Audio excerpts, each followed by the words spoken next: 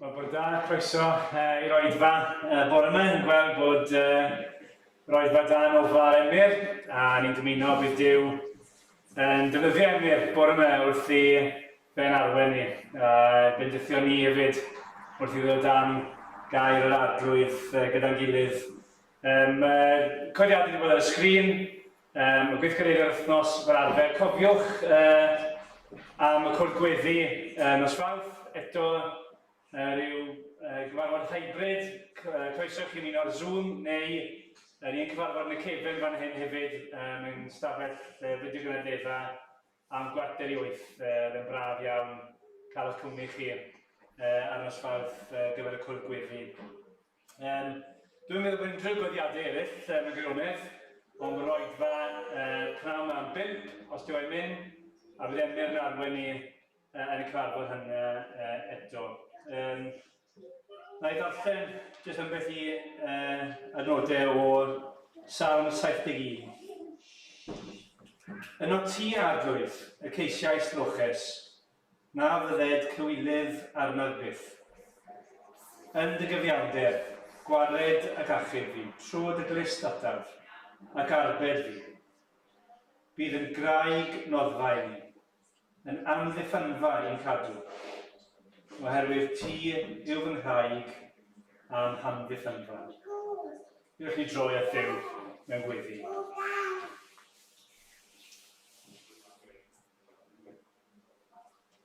Arglwydd Dduw, ni yn diolch i ti, mae ti yw ein craig ni. Bod pob pethau arall yn anwadal ac yn newid ac yn symud, bod ti yr un ddoe heddiw ac yn dragowydd, bod ti yn un sydd yn ffyddlon, yn un gallwn ni ddibynnu arno, yn un gallwn ni adeiladu'n bywyd arno. Ac arglwydd, ni'n dod yn pwyso arno ti am pob peth y bore yma. Yn pwyso arno ti am drygaredd ac am faddeuant. Yn pwyso arno ti i'n bwydo ni ac i'n bendithio ni. Pwyso arno ti rhoi bywyd i ni a gras i ni ac arglwydd i weddinoedd. Neu di gwneud hynny y bore yma ac ar hyd y dydd trwy dy fab Iesu Grist goniant iddo fe. Ac arglwydd i'n diolch i ti ar sydd y cofio fel hyn, bod ti yn dduw heddwch. Ti yw'r unig un sydd yn wir yn gallu cymodi pobl a'i gilydd ac yn hynny am bod ti yn cymodi ni a ti di hun. Arglwydd i'n diolch ti, bod yr arglwydd Iesu Grist yn dywysog tangnefedd a bod lle ni heddi i'r lochesu ynddo fi, gan wybod bod e'n darian ac yn amddiffynfa i ni. O arglwydd, ni di ddefnyddio da i'r bore yma. Mae ryga deilwn yn plith ni, bendithian ni'n ei gofyn gogonion, fydd arglwydd Iesu Grist. Amen. Amen. Amen. Diolch Rodri. Ni ganu efo'n gilydd rhif 495 yn y llyfr Emynau. O Ior, preswylydd mawr y berth, y ffynon fawr o ras a nerth, rho ynof lef a chliw fy nghoen, dy iau ath groes disgym ei dwyn, hynny yw disgyf i'w cario nhw. Os rhaid i'n beinydd ddwyn y groes, tra peri gyrfa fer fy oes. O arglwydd, dyro help dy fraich i gynnal ei ddil dan ei faich. Ac ymlaen, o'n i sefyll i ganu yn gilydd.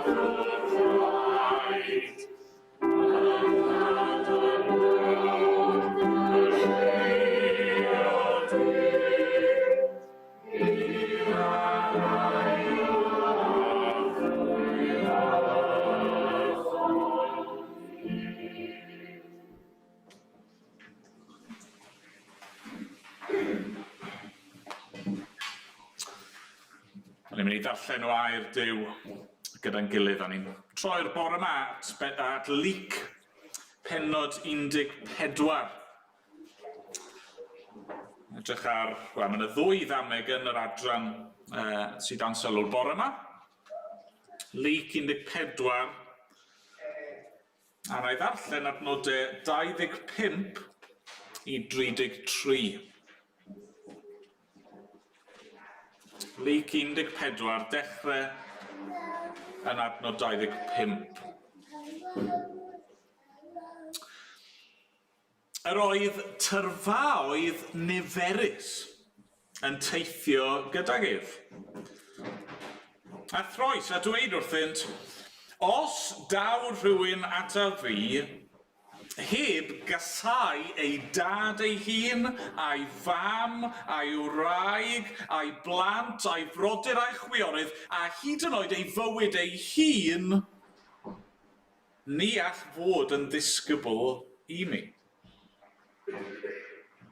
Pwy bynnag nad yw'n cario ei groes ei hun ac yn dod ar fy ôl i, ni all fod yn ddisgybl i mi. Oherwydd, os bydd o un ohonoch chi yn dymuno adeiladu tŵr, oni fydd yn gyntaf yn eistedd i lawr i gyfrif y gost, mwyn gweld a oes ganddo ddigon i gwblhau'r gwaith.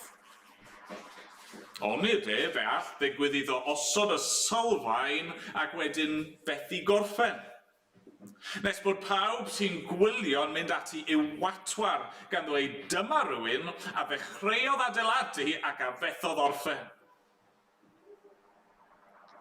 Neu os bydd brenin ar ei ffordd i ryfela yn erbyn brenin arall, oni fydd yn gyntaf yn eistedd i lawr i ystyried a all ef a 10,000 o filwyr wrth sefyll un sy'n ymosod arno ag 20,000. Os na all, bydd yn anfon llusgen hadon i geisio telerau heddwch tra bo'r llall o hyd ymhell i ffwrdd. Yr un modd gan hynny. Ni all neb ohonoch nad yw yn ymwrthod a'i holl feddiannau fod yn ddisgybl i mi. Amen. Amen. Diolch i'r arglwydd am ei air i ni. Nawr blant, y gair pwysig bore yma, gair ni'n mynd i feddwl lot amdano fe, yw cost. Iawn, cost rhywbeth. Be mae rhywbeth yn costio? Nawr, os o'n i'n gofyn i chi, beth mae'n costio i fod yn Gristio? Beth mae'n costio i ddilyn Iesu Grist? Tybed be byddech chi'n ateb? Be mae'n costio i ddilyn Iesu Grist? Faint mae'n costio? Chi'n gwybod be? Mae yna 2 ateb cywir i'r cwestiwn yna. Os o'n i'n dweud bod dilyn Iesu yn costio dim byd, bydda hwnna'n gywir mewn ffordd. Ac os o'n i'n dweud bod dilyn Iesu yn costio popeth i gennych chi, bydda hynny'n gywir hefyd. Nawr mae hwnna'n od yn dydi. Beth? Mae'n costio dim byd ac mae'n costio popeth? Sut mae hwnna'n gallu bod yn wir? Wel, be fi'n golygu yw hyn. Mewn un ffordd, mwyn dilyn Iesu Grist, os chi eisiau bod yn ffrind i Iesu a dilyn fe a bod yn ddisgybl i Iesu, dyw e ddim yn costio dim byd. Chi'n gallu dod yn rad ac am ddim, chi ddim angen talu yn rhywbeth, chi ddim angen gwneud yn rhywbeth, chi ddim angen bod yn berson sbesial neu rhyw berson arbennig mwyn bod yn ffrind i Iesu, na gyd i chi angen gwneud yw credu. Mae Iesu wedi gwneud y cwbl, mae Iesu wedi marw ar y groes, mae wedi atgyfodi, mae yn rhoi popeth i ni yn rhad ac am ddim. Mewn un ffordd, mae dilyn Iesu'n costio dim byd i ni, ni jyst yn credu ac yn derbyn popeth ganddo fe. Ond, ar yr un pryd, mae dilyn Iesu yn costio popeth. Achos pan ni'n dechrau dilyn Iesu, i ni'n dweud nawr, nid fy mywyd i yw hwn dim mwy, a nid fy arian i sydd yn fy mhoced, a nid fy nhi i yw lle fi'n byw, a ni'n rhoi popeth i Iesu. A ni'n dweud, Iesu sydd yn dod gyntaf yn ein bywyd ni, a sdim ots be mae pobl yn gwneud i ni, sdim ots os ni'n gorfod colli popeth arall, i ni'n barod i roi popeth ei fwyn e. Okay? So mae dilyn Iesu, mae'n costio dim byd mewn ffordd, a mae hefyd yn costio popeth.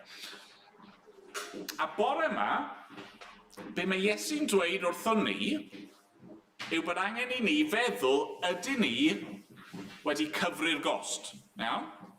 Ydyn ni wedi cyfru y gost. Falle bod rai ohonoch chi blant, a falle rai hun hefyd, yn meddwl eich hunan, wel fi ddim yn Gristion. Sorry, fi'n gwisgo sticker yma. Yn digwydd weithio ti ni. Fi ddim yn Gristion. Fi ddim yn ddisgybl i Iesu. Fi di clywed amdano fe, fi'n credu ynddo fe, fi'n credu bod e wedi byw a wedi marw a wedi atgyfodi, a fi yn credu bod fi angen dilyn e, a fi'n gwybod na gyd i fi angen yw i gredu, ond mae angen i chi wybod hefyd fod yna gost. Angen i chi wybod hefyd, os i chi'n dilyn Iesu, yna falle bydd pobl yn gas i chi. A falle bydd bywyd yn anodd arnoch chi. Falle bydd yna pethau ach a fi yn digwydd i chi achos bod chi yn dilyn yr arglwydd Iesu. Mae'n costio. Ond hyd yn oed os mae'n costio popeth, mae e werth e. Okay? Dyna ni'n mynd i fod yn meddwl am bore yma. Mae dilyn Iesu, hyd yn oed os mae'n costio popeth i ni, mae e werth e. Reit, nawr ni ganu efo'n gilydd eto. Ni'n mynd i ganu o'r atodiad yn awr, rhif 13. 13. Dwg fi i fynydd yr olewydd, lle mae'n heidwad yn yr ardd. Y chwys fel dafnau gwaed yn disgyn hyd ei ryddiau hardd. Cyn bod ni'n meddwl o gwbl am be mae dilyn Iesu'n costio i ni, wrth gwrs, i ni angen ystyried be nath e gostio iddo fe i'n hachub ni. Beth yw'r ymdrech sy'n ei enaid, pam bod hwn sy'n frenin nef ac o fudiau dwys hyd angau yn ei galon ef ac ymlaen. Nawn ni sefyll i ganu yn gilydd.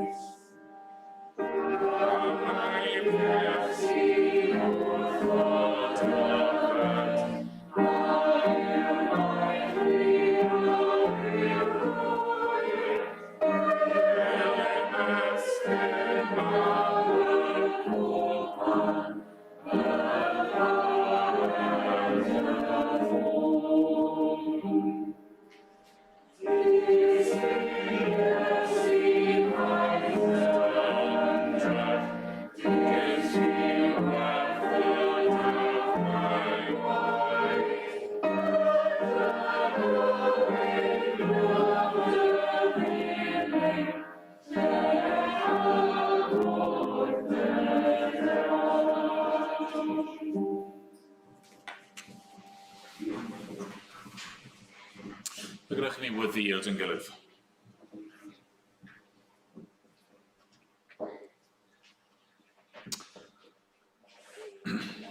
O arglwydd ein Duw, rydyn ni'n troi at y ti yn awr, ac rydyn ni am ddiolch i ti am yr achubiaeth, yr iachawdwriaeth, yr bywyd newydd yma sydd i'w gael i ni yn yr arglwydd Iesu Grist. A ni yn diolch i ti i fod e'n cael ei roi i ni yn rhad ac am ddim. Bod dim angen i ni i achub ein hunan. Arglwydd i ni methu achub ein hunan. A ni'n diolch bod na ddim cyfyngiadau arglwydd, dyw'r efengil, dyw bod yn ddisgybl i Iesu ddim jyst ar gyfer bobl cyfoethog sy'n gallu fforddio fe, neu pobl cryf sy'n gallu brwydro ac ymladd amdano fe, neu pobl parchus sydd yn gallu disgyblu ei hunan mwyn ei dderbyn neu unrhyw beth felly. Na, ni'n diolch bod yr arglwydd Iesu yn cynnig ei hun i ni, yn rhad ac am ddim. A ni'n diolch am be nath e gostio iddo fe i wneud hyn. Ni'n diolch am yr dagre a'r chwys gyweidlyd yna yng ngardd Getsemane wrth iddo fe ystyried yr hyn oedd o'i flan. Ni'n diolch i ti am y ffordd gafodd i camdrin a'i fradychu a'i wrthod a'i watwar, a'i boenydio, a'i ladd. Ni'n diolch am y ffordd nath ei gymryd arno fe ei hun, cosb a chanlyniad ein pechod ni. Ni'n diolch wrth iddo fe farw ar y groes oedd e'n cyflwyno i fywyd cyfiawn yr blynyddoedd hynny o fuddod ffyddlon yngwyneb pob temtasiwn. Ni'n diolch bod e wedi gladdu a wedi atgyfodi a'r cwbl mwyn ni, mwyn i ni gael bod yn blant Duw, mwyn i ni gael maddeuant, mwyn i ni gael bywyd tragwyddol ynddo fe. Trwy ras, trwy ffydd, Dad, mae'r pethau yma'n wych ac yn ryfeddol. A ni byth eisiau stopio diolch amdanyn nhw a meddwl amdanyn nhw a dyfolu di amdanyn nhw. Dad, ni wedi cael yn atgoffa'n barod yn dair, fod na gost hefyd, fod na ganlyniad, fod na goblygiadau i ddilyn yr arglwydd Iesu Grist. Dad, ni'n gofyn y bore yma nawr yn yr oedfa hon wrth i ni ystyried be mae dair di ni ddweud, wrth i ni rando ar yr hyn sydd gen ti i'w ddweud wrth ni'r bore yma, helpa ni, bob un i gyfri'r gost. Arglwydd falle fod na rai yma sydd ddim eto wedi dod yn ddisgyblion i'r arglwydd Iesu. Dangos iddyn nhw beth gall hyn olygu. Dad, ni'n meddwl amdano ni sydd yn Gristnogion yn proffesu fod yn bobl i ti ac yn ddisgyblion i'r arglwydd Iesu Grist. Arglwydd, helpa ni i fyw allan ein ffydd ni a helpa ni i fod yn barod i wynebu a dioddef beth bynnag sydd ei angen arglwydd. Mwyn dy enw di. Dad, fel oedd Rodri'n gweddio, ni'n ymwybodol fod heddi yn sil y cofio ac arglwydd ar y dydd yma, ni'n cydnabod cost rhyfel, cost canlyniadau pechod yn y byd yma. y gost yna pan fod pobl yn mynd ac yn ymddwyn yn anghyfiawn, ac y gost yna pan fod brwydro ac ymladd o unrhyw fath yn digwydd. A dad, i ni eisiau gweddio nawr. Gweddio am rhyw fesur o heddwch yn y byd heddiw. Arglwydd yn gweddio bydd dy efengyl di, efengyl hedd yn dod ac yn gweithio'n rymus, ac y bydd yr arglwydd Iesu, tywysog tangnefedd, yn newid calonau. Arglwydd, ie, yn ein dydd ni. Da ni'n gweddio dros y bobl hynny sydd wedi cael ei effeithio gan ryfel a sydd yn dioddau ar hyn o bryd, ac arglwydd yn gweddio a bydde di yn rhoi cysur ac yn agos yn y sefyllfaoedd hynny. Ni'n gweddio wneud i ddefnyddio dy bobl di, dy eglwys di drwy'r byd mwyn tystio fod yna ffordd gwell, fod yna ateb i y pethau hyn, a fod yna i arglwydd nefoedd a deiar newydd. Lle bydd dim rhyfel mwyach, dim marwolaeth, dim galar, dim teuluoedd yn cael ei rhannu a'i gwahanu arglwydd. O, dad, yn ein dyheu am y dydd hwnnw. O, arglwydd, yn dyheu am dy heddwch di. Dad, ni'n gofyn felly nawr, a nes i fod gyda ni. Ie, ac arnos i siarad â ni unwaith yn rhagor yn yr oedfa hon. A mi bod ni'n gofyn yn enw'r arglwydd Iesu Grist. Amen. Amen.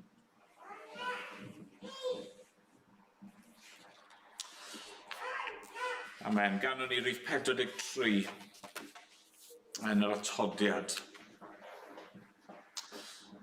Pa fawredd yw'r gogoniant hwn ddewisodd fod yn ddyn. Newid gwychter nef yn nef am fyd mor glawd a llwm. Daeth Duw yn un ohonom ni tu hwnt i ddeall dyn, rhyfeddu mwy, a wnaeth bob tro clywed hanes hwn. Beth naf ond plygu glin, a dolaf ger dy fron, a dyfod fel yr wyf offrwm fydd fy mywyd oll. Yn ei sefyll i ganu.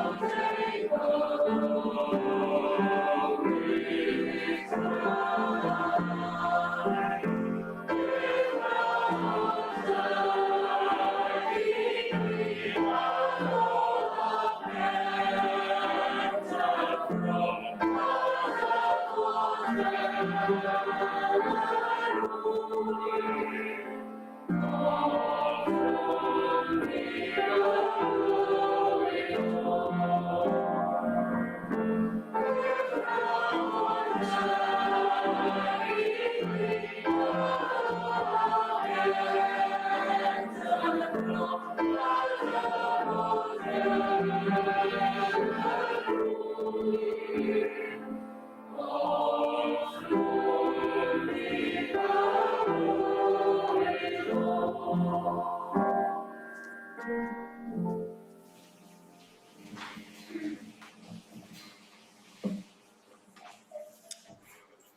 trowch i Luc 14. Ac jyst gair o esboniad, unrhyw un sydd yn ymweld, neu ddim wedi bod gyda ni sbel, nawr ni wedi bod yn edrych ar fore Sul ar ddamhegion yr arglwydd Iesu Grist. Damhegion y storis yma oedd Iesu'n dweud mwyn dysgu rhywbeth i ni. A ddechreuon ni, oedd yna adran lle o'n ni yn grŵp o ddamhegion oedd yn edrych ar ein ymateb ni, yn gyffredinol i air Duw, ac yna wnaethon ni symud ymlaen i feddwl yn fwy penodol sut ni'n ymateb i'r efengyl. Be mae'n edrych fel pan mae person yn ymateb i'r newyddion da am yr arglwydd Iesu. Be mae'n edrych fel pan mae person yn dod yn ddisgybl i Iesu. Ac wrth gwrs, dyw'r damhegion yma ddim yn dweud popeth i ni. Ond be ni wedi gweld mor belled yw mae dod yn ddisgybl i Iesu'n golygu gweld ein anghyfiawnder.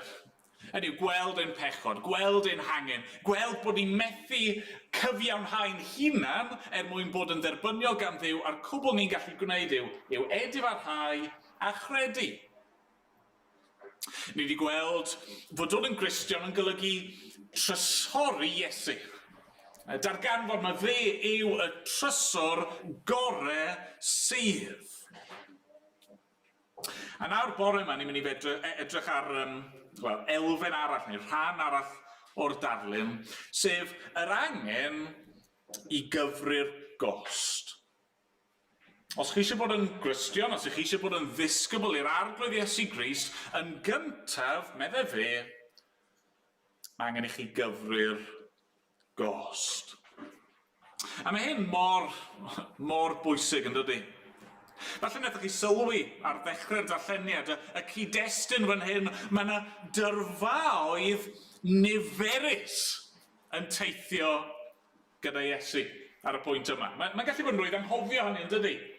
Hynny yw, ni'n gwybod diwedd y stori, diwedd bywyd Iesu, pan mae y mwyafrif heleth wedi ei adael wedi ei wrthod wedi ei fradychu ac yna ei groeshoelio fe.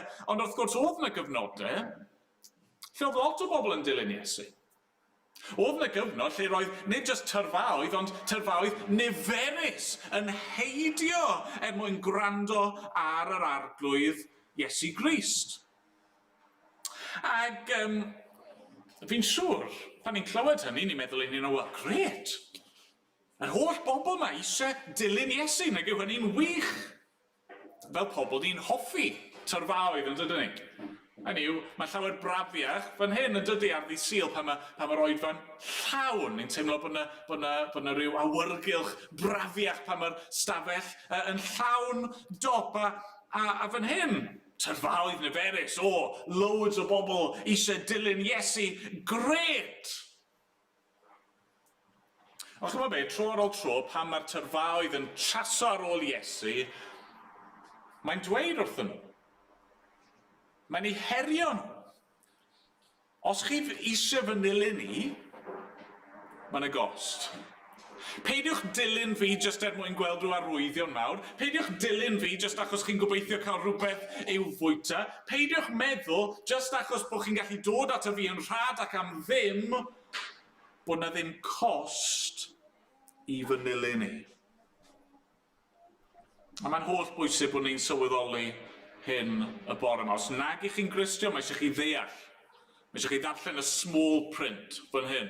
Dyma mae'n golygu i fod yn ddisgybl i'r arglwydd Iesu Grist. Ac os ych chi yn Gristion y bore yma, mae eisiau ni gael yn atgoffa o hyn.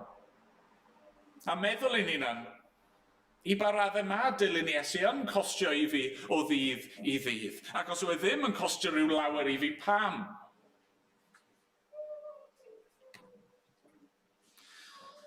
Mae dod yn Gristion yn golygu gweld ein hangen, gweld mae Iesu Grist yw'r unig un sy'n gallu cwrdd a'n hangen, fe yw'r trysor sy'n cael ei gynnig a'i roi ni'n rhad ac am ddim. Ond mwyn ei ddilyn mae yna gost. Mae rhaid i chi ddeall hynny. Bydde fe'n anonest, yn anheg ar Iesu, ar y bobl petai Iesu heb esbonio hynny iddyn nhw. Bydde fe'n anheg os o'n ni ddim yn esbonio hynny i chi. Mae eisiau chi sylweddoli beth i chi'n ymrwymo iddi wrth ddod yn ddisgybl i'r arglwydd Iesu. Felly be mae Iesu'n dweud wrthyn nhw? Wel, gadewch chi edrych ar y damhegion i ddechrau, y darluniau yma. Mae Iesu'n defnyddio, mae'r un cyntaf yn adnod 28. Dweud, oherwydd os bydd un ohonoch chi yn dymuno adeiladu tŵr, oni fydd yn gyntaf yn eistedd i lawr i gyfrif y gost, mwyn gweld a oes ganddo ddigon i gwblhau'r gwaith. Onid fe all ddigwydd iddo osod y sylfaen ac wedyn fethu gorffen, nes bod pawb sy'n gwylio yn mynd ati i'w watwar, gan dweud dyma rhywun a ddechreuodd adeiladu ac a fethodd orffen. Mae'r darlun yn un digon syml yn dydi, falle bod chi wedi gweld rhywun yn gwneud yr union beth yma ar raglen teledu fel Grand Designs. Mae'n digwydd yn gyson dyn nhw, maen nhw'n dechrau adeiladu, a mae pethau'n mynd yn ddaw, mae'r sylfaen lawr, mae'r wali yn dechrau codi, a wedyn maen nhw'n redeg mas o arian yn dydyn nhw. Ac yna mae'r cyflwynydd y raglen yn mynd nôl na blwyddyn ar ôl blwyddyn, a stym lot o gynnydd os chi'n rolio'ch llygr atyn nhw, bod nhw mor ffôl yn gwario'r holl arian yna, a beth sydd nhw i ddangos amdano fe? Wel, cwpl o waliau, a dim byd. A'r pwynt me sy'n ceisio ei gyfleu mewn ffordd ddigon syml yw hyn. Os ych chi'n dechrau rhywbeth, chi eisiau sicrhau bod chi'n mynd i'w orffen e. A felly cyn dechrau ar brosiect, neu fan hyn, cyn dechrau fel disgybl, mae rhaid i chi weithio allan ac ystyried o ddifrif beth mae'n mynd i gostio. Os chi'n dechrau adeiladu tŵr, a ddim yn gorffen wel mae'n wastraff amser, mae'n wastraff egni, arian, adnoddau. A mae Iesu'n dweud, os chi'n dechrau fy nilyn ni, ac yna'n ffeindio fod y gost yn rhy fawr, a chi'n stopio ac yn troi ffwrdd ac yn gadael, wel mae'ch sefyllfa chi yn waith na petai chi heb ddechrau o gwbl. Mae Iesu'n dweud, nid jyst y methiant yw'r broblem, ond y cywilydd. Pobl yn gwatwar. Dyma un a ddechreuodd adeiladu ac y fethodd orffen. Falle bod chi yn gallu meddwl am esiample o bobl lle mae hyn wedi digwydd. Y person yn dweud bod nhw wedi dod yn Gristio. A falle bod chi chydig bach yn amheus pam bod nhw yn sydyn iawn wedi dweud bod nhw eisiau dilyn yr arglwydd Iesu Grist, ond chi eisiau credu'r gorau, chi'n eu cefnogi nhw ac yn eu hannog nhw am y pawb arall yn ddrwg dybus, a wedyn o fewn ychydig bach, maen nhw'n cefnu ar y ffydd, a beth yw ymateb i ffrindiau a'i teulu a'i cydweithwyr, y bobl hynny, maen nhw wedi dweud wrthyn nhw un funud, fi wedi newid, fi wedi rhoi mywyd i Iesu, fi'n Gristio nawr, fi ddim yn neud y pethau chi'n neud dim mwy, fi'n wahanol. Beth yw ei ymateb nhw pan mae'r person yn dychwelyd i'r hen ffordd o fe? Wel, ond mae'n y gywilydd yn does, maen nhw'n gwatwar, maen nhw'n gwneud sport am eu pennau nhw. Felly mae Iesu'n syml iawn yn gwneud y pwynt fan hyn, cyfrwch y gost. Dyma'r peth doeth i wneud, dyma'r peth synhwyrol i wneud. Cyn dechrau, ystyriwch beth mae'n mynd i gostio. Mae dilyn Iesu yn rad ac am ddim, ac eto, mae'n y goblygiadau. A felly, cyn i chi ddechrau ar y llwybr yma, mae rhaid i chi fod yn sicr bod chi'n barod i fynd yr holl ffordd. Bod chi'n barod i wynebu beth bynnag a ddaw. Bod chi'n barod, o'n i'n meddwl, nos Sul diwetha, ond o'n i, barod i gael eich taflu i ffwrnais o dan mwyn dilyn yr arglwydd. A falle, bod y ddameg gyntaf yna, wneud i chi ystyried, wel, falle byddai'n well peidio dechrau te. Falle byddai'n well peidio dilyn yr arglwydd Iesu Grist. Os yw'n mynd i gostio cymaint â hynny, pam gwneud? Wel, yr ateb yw, achos bydd y peidio dilyn yr arglwydd Iesu yn costio llawer iawn yn fwy. Dyma lle mae'r ail ddameg yn dod i fewn, yn adnod 31 a 32. Neu os bydd brenin ar ei ffordd i ryfela yn erbyn brenin arall. Oni fydd yn gyntaf yn eistedd i lawr i ystyried a llef a 10,000 o filwyr wrth sefyll un sy'n ymosod arno ac 20,000.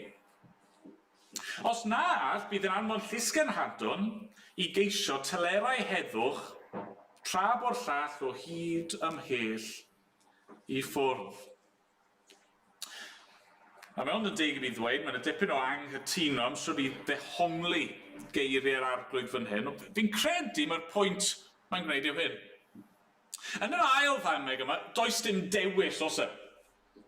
A dyna sy'n wahanol i'r darlun cyntaf. Yn y ddameg cyntaf, mae rhywun yn dewis adeiladu twg.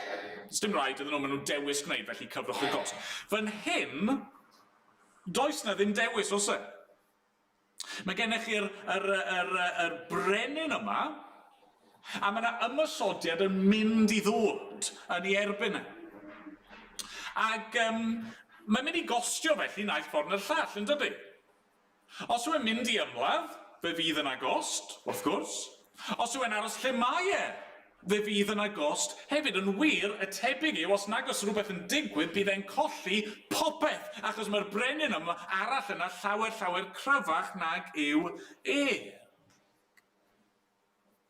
Felly beth yw'r pwynt mae'r arglwydd yn trial i wneud fan hyn? Wel, chi'n gweld i chi a fi mewn sefyllfa tebyg yn dyn ni.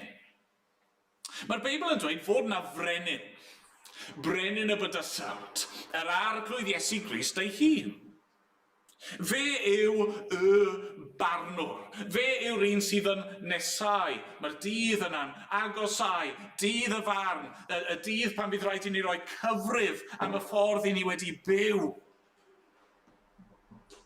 A dyw e ddim angen byddin. Mae y brenin yn holl alluog, ond mae byddin ganddo fe. Myrddiannau o angylion, byddin llawer i fawr i ni ei wrthwynebu. A chi'n gweld y pwynt yw, felly os i ni ddim yn gwneud rhywbeth, ni'n mynd i golli popeth. Gallwn ni ddewis aros yn frenin ar ein teyrnas bach ni yn hunan. Trial cadw reolaeth ar ein bywyd ni yn hunan. Trial cadw ein arian a'n eiddo ni i fi fy hunan. Ac os nawn ni hynny, be fydd yn digwydd? Bydd yna ddydd yn dod pan byddwn ni'n colli'r cwbl.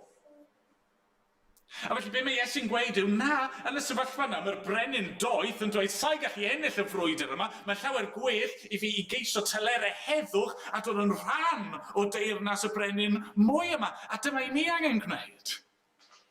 I ni methu ennill y frwydr yn erbyn yr arglwydd. Os ni'n parhau yn ein gwrthryfel yn ei erbyn, ni'n mynd i golli popeth, a felly a gweud y gwir, y peth resymol, y peth synhwyrol, y peth gorau a doeth a gallwn ni wneud yw i roi yn hunan iddo fe. A dod yn rhan o'i deyrnas e. Wel, mae'n y gost. Ac eto, y peth gorau gallwn ni wneud yw dilyn yr arglwydd. Oherwydd beth bynnag mae hynny'n ei gostio, i ni'n mynd i dderbyn llawer iawn mwy oherwydd i ni'n mynd i cael rhan yn ei deyrnas e. Felly dyma'r ddamhegion. Dyma sy'n angen i ni ystyried bore. Os chi ddim yn Gristion eto'n arbennig, ond mae'n wir os ych chi'n Gristion hefyd, mae rhaid cyfri'r gost. A mae rhaid sylweddoli bod chi'n mynd i golli popeth os nag ych chi yn cyfri'r gost ac yn dilyn yr arglwydd. A nawr felly ni'n dod at y cwestiwn mawr, sef beth yw'r gost? Beth yw'r gost felly? Beth mae'n mynd i gostio os i ni yn dilyn yr arglwydd Iesu Grist.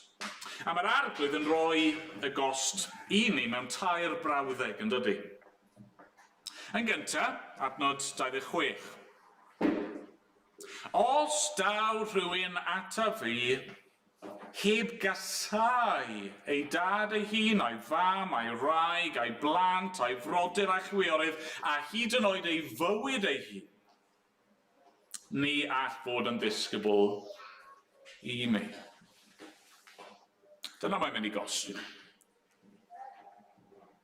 Mae rai pobl yn cael problem yn syth, yn dyn nhw, mae'r gair yma, casau. Beth?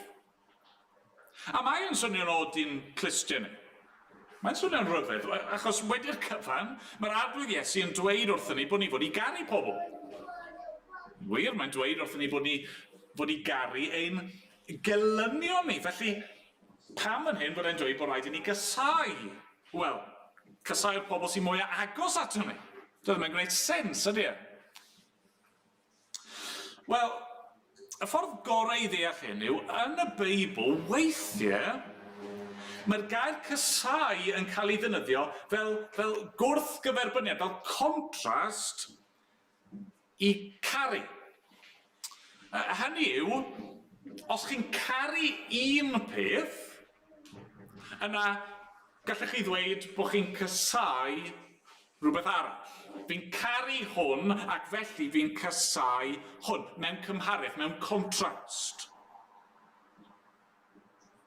A felly be mae Iesu'n dweud fan hyn yw, y gost, os ych chi eisiau bod yn ddisgybl I fi, yw mae'n rhaid I chi fy ngharu I, fy mlaenoriaethu I, fy anrhydeddu I, roi popeth I fi i'r fath graddau, fel bod e'n edrych fel pethau chi'n casau popeth arall. Ie, hyd yn oed eich teulu agosaf, hyd yn oed eich bywyd eich hun. Bod yna ddim cymhariaeth yn y ffordd ni'n meddwl am yr holl beth yna sydd mor wych, mor werthfawr I ni. Sim cymhariaeth rhwng sut ni'n meddwl amdano nhw ac yn caru nhw a'r ffordd ni'n caru yr arglwydd. Wrth gwrs ni fod I garu ein rhieni am gwragedd a'n gwir, a'n plant, a'n teulu. Wrth gwrs ni fod i'w caru nhw, ond os oes rhaid ni ddewis rhwngddyn nhw a'r arglwydd. Mae does dim dewis. Ni'n dewis Crist. Ac wrth gwrs, I rai pobl yn y byd heddiw, mae'r dewis yma yn un byw. Mae yna bobl heddi, lle yn llythrennol, os maen nhw'n dweud wrth eu teuluoedd nhw bod nhw wedi dod yn Gristnogion, maen nhw'n gwybod mae canlyniad hynny fydd bod eu teuluoedd nhw yn eu casau nhw, yn eu gwrthod nhw, yn aml yn eu caethiwon nhw, neu hyd yn oed yn eu lladd nhw. A falle bod yna rai ohono ni ddim i'r eithaf yna, ond falle bod ych chi rhyw brofiad o hynny. I chi wedi dod yn Gristion, a chi wedi profi gwrthwynebiad hyd yn oed yn eich teulu eich hunan. A mae yn boenus, a mae yn anodd. A ni ddim yn dymuno hynny, ond dyma'r gost. Dyma'r gost. Bod ein teyrngarwch cyntaf penna ni i'r arglwydd Iesu. Be arall mae'n costio? Wel, adnod 27. Pwy bynnag nad yw'n cario ei groes ei hun, ac yn dod ar fy ôl I, ni all fod yn ddisgybl I mi. Dyma mae'n costio. Rhaid I ni godi ein croes a'i ddilyn E. Nawr, mae'n anodd iawn I ni werthfawrogi be mae Iesu'n dweud fan hyn. Mae'n anodd I ni I ddeall a gwerthfawrogi'n iawn sydd oedd pobl yn y ganrif gyntaf yn gweld croesbren, yn gweld croeshoeliad. Fi'n siŵr bod lot ohonyn ni efo syniad o'r peth, ni'n deall yn ymenyddol, ni'n gwybod enghraifft oedd yr Iddewon yn ystyried person oedd yn cael ei croeshoelio fel petai nhw dan felltith Duw. Ni'n gwybod hyn. A ni'n gwybod, neu fi'n siŵr bod lot o'ch chi'n gwybod, oedd yr Rufeiniaid ddim yn gadael i ddinasyddion Rufeinig i gael eu croeshoelio. Ond nhw ddim hyd yn oed yn hoffi siarad, ond nhw ddim yn hoffi dweud y gair croes in polite society fel petai. Ni'n gwybod y peth yna, ni'n gwybod yn ein pennau mae'r groes yw y marwolaeth ar gyfer y gweithaf o'r gweithaf, y scum. Dyma'r marwolaeth ar gyfer y caeth weision. Dyma'r marwolaeth ar gyfer pobl chi ddim hyd yn oed eisiau trin fel person mwyaf. Falle bod chi'n gwybod hynny, ond y reality yw ni mor bell. Ni wedi cael ein gwahanu cymaint o'r diwylliant a'r amser yma. Ni yn ffeindio fe'n anodd i ddeall. Sut bydde y tyrfaoedd yma wedi clywed geiriau Iesu fan hyn, pwy bynnag nad yw'n cario ei groes ei hun ac yn dod ar fy ôl i, ni all bod yn ddisgybl i mi. Mae sy'n dweud dyma be mae'n costio. Os chi eisiau dilyn fi, chi'n gorfod codi croes. Chi angen bod yn barod i gael eich gwrthod gan bawb. Gan yr awdurdodau crefyddol, gan yr awdurdodau yn y llywodraeth, gan eich gymdeithas chi. Mae eisiau chi bod yn barod i gael pobl yn eich gwatwar chi ac yn poeri arnoch chi. Mae angen i chi fod yn barod i gael eich edrych arno fel baw. Mae angen i chi fod yn barod i gael eich trin fel ceithwas. Mae angen i chi fod yn barod i roi lan pob hawl, pob heiddiant. Mae angen i chi fod yn barod i wynebu hyn i gyd wrth ddilyn yr un nath gario'r croes ein mwyn ni.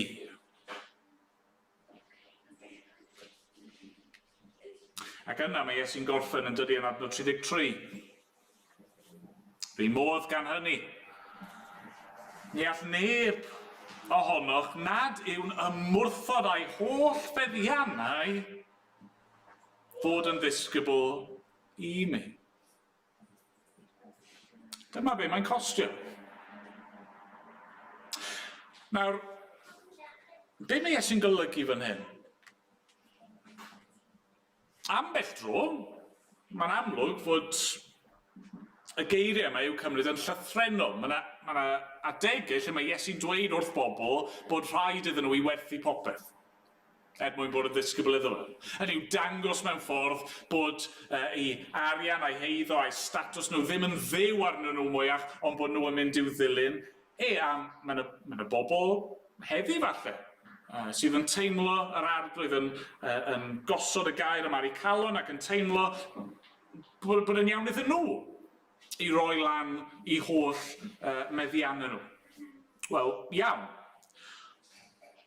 Ond ni hefyd yn gwybod bod llawer iawn o ddisgyblion Iesu, fan hyn ac yn llyfr yr Actau, ond nhw ddim yn gwerthu popeth, ond nhw ddim yn llythrennol yn roi lan i holl arian ac eiddo. Ni'n gwybod hynny achos o'n nhw'n defnyddio ei arian a'i eiddo nhw cynnal cynnal Iesu ac yna cynnal Paul a'r apostolion eraill. Felly be mae'n golygu? Be mae'n golygu i ni bore yma? Pan mae Iesu'n dweud bod rhaid ymwrthod a'n holl meddiannau ni. Wel, ar y lefel mwyaf syml, fi'n credu mae'n golygu bod ni'n dweud bore yma, nid y pethau yma yw ein trysor ni. Nid y pethau yma sydd yn bwysig i ni mwyach. Nid y pethau yma ni'n edrych atyn nhw mwyn rhoi ystyr i fywyd a mwyn ein diogelu ni rwsut. I ni ddim yn mynd mewn i tai pobl ac yn i barnu nhw yn ôl siwt addurniadau a celfi a maint i tyle. Nid fel na ni'n edrych ar y byd mwyach, ni ddim yn becso am y pethau yma. Na ni di ymwrthod â y ffordd yna o feddwl. Falle bod ni ddim yn rhoi popeth i ffwrdd yn syth, ond fel Cristion, fel disgybl i'r arglwydd Iesu, be ni yn ffindo be ni eisiau ro. Ni'n rhoi mwy. Ni'n rhoi mwy aml o gymaru efo pobl eraill, i ni'n byw mewn ffordd syml, i ni yn aberthol, i ni eisiau bod yn hael. Os i ni'n gweld pobl mewn angen yn arbennig o fewn yr eglwys, i ni eisiau cwrdd ar angen yna. I ni ddim yn meddwl mwyach am y pethau sydd gennym ni fel ein eiddo ni, yn hytrach ni'n gweld bod ni'n stiwardiad. Eiddo Duw yw popeth sydd yn fy ngofal i, a felly fi eisiau defnyddio hynny ei ogoniant ac er lles eraill.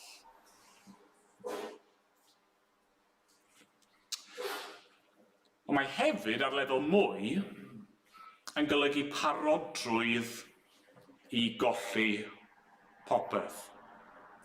Parodrwydd i golli popeth. Yn debyg i'r ddau bwynt diwetha ni wedi wneud. Hynny yw, ni ddim eisiau un teulu ni, un cysau ni, achos bod ni'n Gristion, ond os mae dyna sy'n digwydd, ni'n barod i gyfri'r gost. Ni ddim eisiau ein cymdeithas ni, un trin ni fel gwehilion a'n camdrin ni, a'n arestio ni, a'n lladd ni, ond os mae dyna sy'n digwydd, ni'n cyfri'r gost. Fan hyn, i ni angen fod yn barod i roi lan popeth mwyn dilyn yr arglwydd. I roi sefyllfa eithafol i chi. Pe bai rhywun yn dod ato chi efo gwn, ac yn gofyn i chi, wyt ti'n Gristion? Os wyt ti yn dweud dy fod ti, fi'n mynd i dy saethu di, bod ni'n barod. Neu, pe bai na ryw newidiadau mawr yn y llywodraeth a bod na ryw gyfreithiau yn cael eu pasio yn dweud bod Cristnogion ddim yn cael berchen eiddo mwyach, neu bod Cristnogion angen cael eu carcharu a bod eu holl arian a meddiannau yn mynd i gael eu cymryd oddi wrthyn nhw, a mae yna heddlu cudd yn dod i'r drws ac yn cnocio'r drws ac yn dweud wrth chi, wyt ti'n Gristion? Neu, wyt ti'n barod i wadu yr arglwydd? Os nag wyt ti yn gwadu mae Iesu yw mab Duw, os nag wyt ti yn gwrthod fe, yna ti'n mynd i fod yn y carchar am weddill dy oes ti, a bydd dim byd gen ti.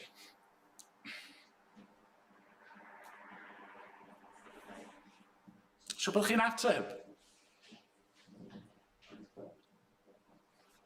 Dyna yw'r gost. Dyna yw'r gost. A mae'n rwydd iawn i siarad am hynny o pwlpid fel hyn. Ond i yn ymwybodol, mae dyma reality i rai o bobl yr arglwydd heddi. A felly mae eisiau ni, i'r gorau ni'n gallu, i gyfri'r gost. I sylweddoli, os i chi am fod yn Gristion, dyma i chi yn arwyddo i fyny iddo fe. Chi angen bod yn barod i golli'ch teulu, colli'ch statws, colli'ch eiddo, colli'ch bywyd. Os oes angen. Ond cofiwch, hyd yn oed os ych chi'n colli'r pethau hynny gyd, dyw'r Cristion byth ar ei colled. Dyw'r Cristion byth ar ei colled. Pam? Wel, oherwydd os ych chi yn Gristion, mae gennych chi'r peth gorau i gyd. Y peth sneb yn gallu gymryd oddi wrthoch chi. Mae gennych chi yr arglwydd Iesu. Chi wedi'ch cyfiawnhau trwy ffydd, mae gennych chi'r trysor tragwyddol yna yn eich meddiad chi. Ynddo fe, mae gennych chi bopeth. A felly hyd yn oed, os ydyn nhw'n cymryd pob dim arall i ffwrdd, mae gennych chi'r cwbl i chi angen ynddo fe. Diolch iddo. Amen. Amen.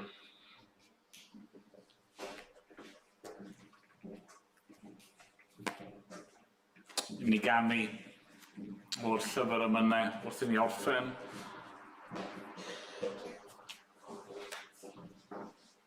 Ni'n mynd i ganu rhif 642. I ti dymunwn fyw o Iesu da. A'r lwybrau esmwyth oes dan heilwen ha neu. Os daw'r niwl i guddio'r wybren las. Na dim hofnau atal gwaith dy ras. Ac ymlaen, o'n ni sefyll i ganu.